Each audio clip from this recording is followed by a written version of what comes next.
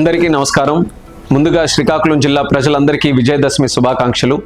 విజయాల పండుగ విజయదశమి శుభ సందర్భంగా శ్రీకాకుళం ప్రజలు ఎన్నో ఏళ్ల కళ ఈరోజు సాకారమైంది.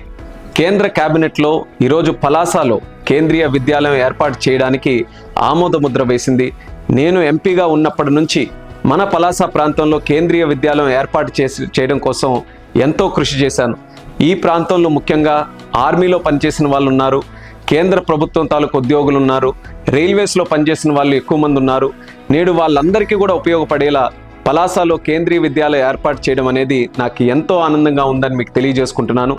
సిక్కోలు వాసులు చిరకాల వాంఛన విజయాల పండుగ విజయదశమి రోజున సాకారం చేసినందుకు గౌరవ ప్రధానమంత్రి వర్యులు నరేంద్ర మోదీ గారికి ప్రత్యేక కృతజ్ఞతలు కూడా ఈ సందర్భంగా తెలియజేసుకుంటున్నాను. విద్యా వ్యవస్థలో విప్లవాత్మక మార్పులు తీసుకొని వచ్చేలా 5,836 కోట్ల రూపాయలు నిధులతో దేశంలో 57 కేంద్రీయ విద్యాలయాలు నేడు ఎన్డీఏ సర్కార్ ఏర్పాటు చేయడానికి నిర్ణయం తీసుకుంది.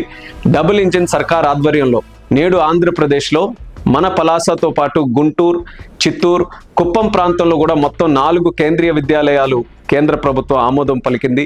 వ్యవస్థలో మనం చూసుకుంటే ఎన్నో మార్పులు తీసుకొని వచ్చి నాణ్యమైన విద్యను మరింత ఉన్నతంగా అందించాలని రాష్ట్ర ముఖ్యమంత్రి వర్యులు చంద్రబాబు నాయుడు గారు, అలాగే మన విద్యాశాఖ మంత్రి అన్న లోకేష్ అన్న గారు అహర్నిశలు కూడా శ్రమిస్తూ నేడు ఈ కేంద్రీయ విద్యాలయాలు ఆంధ్రప్రదేశ్లో ఏర్పాటు చేయడానికి చాలా కీలకమైనటువంటి పాత్ర పోషించారు.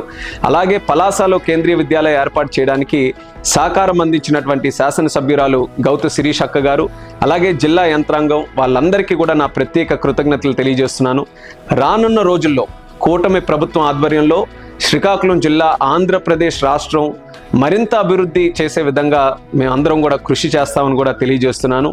విజయదశమి శుభ సందర్భాన నా సిక్కోలు వాసులందరికీ కూడా ఈ యొక్క శుభవార్త తెలియజేసుకుంటూ మరింత ఉత్సాహంగా ఈ యొక్క పండగ జరుపుకోవాలని కోరుకుంటూ మీ రామ్మోహన్ నాయుడు.